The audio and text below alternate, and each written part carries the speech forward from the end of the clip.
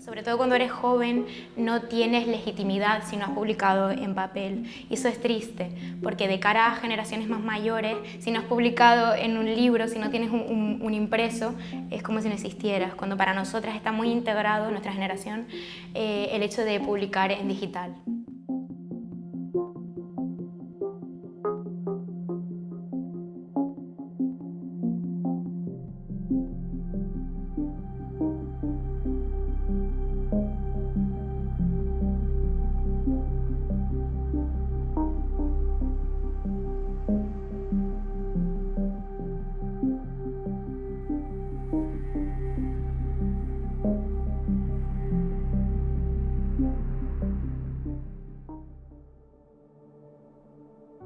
Por ahora he publicado 3 géneros. El primero fue un fanzine que se titula Primavera que sangra y que hace poquito salió con la editorial madrileña de Mi Page.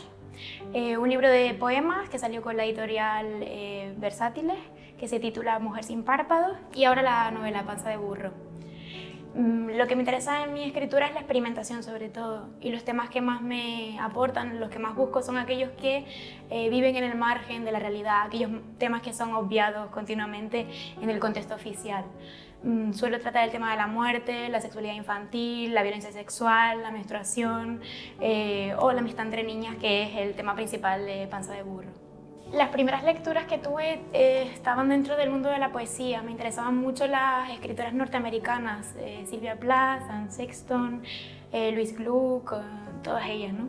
Y luego me influyó mucho una persona de aquí de Canarias, que es Coriolano González, con el que tuve un taller cuando tenía 19 años, que me abrió el mundo de la poesía narrativa, y eso fue lo primero que me hizo plantearme que realmente quería escribir. Después de eso me ha influido también mucho el periodismo narrativo. Leila Guerrido ha tenido mucha importancia en mi obra, y otra autora que es Gabriela Wiener. Yo creo que lo que me ha hecho escribir a mí ha sido la capacidad de cuentista de personas que me rodean, ¿no? Mi abuelo era una persona muy cuentista y mi padre también, pero yo de pequeña no era una gran lectora, ¿no? Como otras escritoras. Creo que la lectura llegó muy tarde a mi vida, y también la escritura, pero desde entonces no he parado.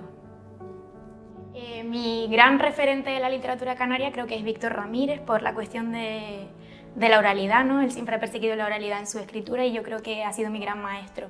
Luego, aparte de eso, también me interesa mucho la obra de Nivaria Tejera, por ejemplo, y ya me interesa gente de mi generación, Aida González Rossi, Rodrigo García Marina, Yeray Barroso, Tomás Redondo Velo. También me interesa mucho la obra de Alba Sabina Pérez y de Coriolano González Montañés, que es mi gran maestro en la poesía.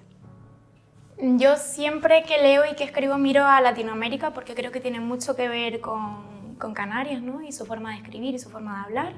Mis grandes referentes, sobre todo en Panza de burro, son Rita Indiana con la obra Papi, Fernanda Melchor con Temporada de huracanes, María Fernanda Ampuero con Pelea de gallos, y luego, más allá de Panza de burro, hay otras obras que he estado leyendo últimamente que me interesan mucho, que son, por ejemplo, Casas vacías de Brenda Navarro, Las malas de Camila Sosa. Hay un concepto que me interesa muchísimo en la literatura, que es algo así como embellecer lo sórdido, lo pútrido, lo horrible, ¿no? Me interesa muchísimo coger esa parte de la realidad que se observa como negativa, fea o asquerosa en el contexto normal, y embellecerla. Algo así como enrarecer. Me interesa también mucho en la parte formal de la escritura, enrarecer el lenguaje. Es un concepto que me interesa muchísimo, enrarecer, hacer las cosas extrañas, que cuando tú leas algo que yo escribo pienses qué asco, ¿no? Y al mismo tiempo qué bonito. Efectivamente, cuando empecé a escribir en serio, las primeras publicaciones que hice fueron en blogs, ¿no? Y para mí esos primeros pasos fueron fundamentales, porque logré hacer una especie de red, una especie de comunidad que me ha permitido publicar hoy en día. Yo creo que si no hubiese hecho eso no estaría en papel, pero sí es cierto. Yo empecé a escribir esta novela con un nombre completamente diferente y que lo desvelaba todo, que no tenía nada de original, que era Mejores amigas, ¿no? Que es el tema principal de la novela, que es la amistad entre niñas.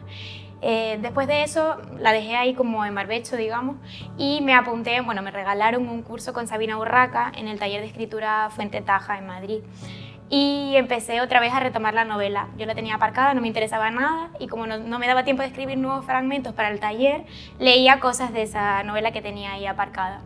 A medida que iba leyendo las cosas, a Sabina le iba gustando, pero yo pensaba que a ella no le interesaba lo que yo estaba haciendo.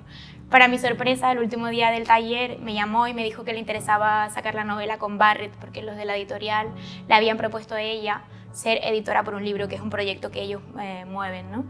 Pero lo que decidí fue hacer una fusión entre la idea de Mejores Amigas y un libro de relatos que se llamaba Panza de Burro. Lo uní y de ahí salió Panza de Burro, la novela, con el contenido de las mejores amigas y la forma del intento de aproximación a la oralidad canaria. Creo que la banda sonora está inscrita dentro de Panza de Burro. Muchas veces he dicho que he intentado imitar la especie de bachata que tiene la gente de mi barrio, que es los piquetes al hablar, ¿no? Es un barrio de lo alto de Ico de los Vinos. Y obviamente Aventura es el grupo que más les gusta a las niñas protagonistas de la novela. Luego también está Ráfaga, Pepe Benavente incluso, ¿no? Y aparte de eso tengo que reconocer que fuera de la novela, en mi escritura, en mi escritura personal, en mi habitación o en la biblioteca en la que escribía Panza de Burro, estaba Bad Bunny, que es un cantante de mi generación que creo que ha sabido reflejar muy bien determinadas cuestiones de los millennials y de la generación Z. En 2017 yo no había publicado ningún libro, solamente había publicado en digital, en diferentes revistas de amigas, y se me ocurrió la idea de hablar de un tema que me afecta mucho en mi vida personal, que es el dolor menstrual. Y decidí hacerlo a través del fanzine porque creí que para hacerlo desde la libertad tenía que hacerlo desde el margen, y lo más marginal en la literatura siempre es el fanzine, ¿no? Aparte de eso me interesa mucho el collage, no soy ninguna experta, pero me gusta. Dije, bueno, voy a abordarlo desde lo visual y desde lo escrito, ¿no? Desde la poesía, de la poesía narrativa. Creo que hay una visión masculina y general instaurada tanto en la historia como en la medicina como en la literatura, ¿no? El canon es el hombre, y no ya solo el hombre, sino los cis heterosexual blanco neurotípico. Creo que muchas de nosotras estamos trabajando desde nuestra perspectiva, y al final esas visiones todas se congregan y creamos nuevas maneras de entender la vida que no sean la que acabo de decir, ¿no? La prototípica. Pienso que no solamente las personas que tienen dinero para comprar libros deberían tener acceso a los libros, por lo tanto creo que las bibliotecas deberían existir eternamente, porque por ejemplo a mí me han hecho ser escritora. Yo creo que sin las bibliotecas públicas yo no llegaría o no hubiera llegado al punto en el que estoy hoy en día.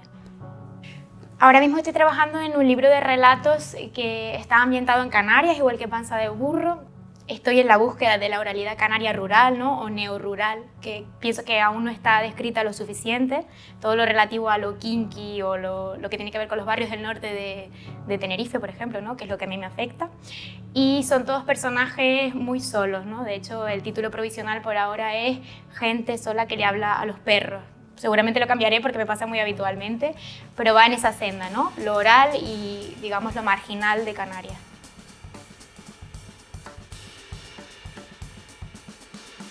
Cuando salimos por la puerta de Doña Carmen, un gusano me recorrió la garganta.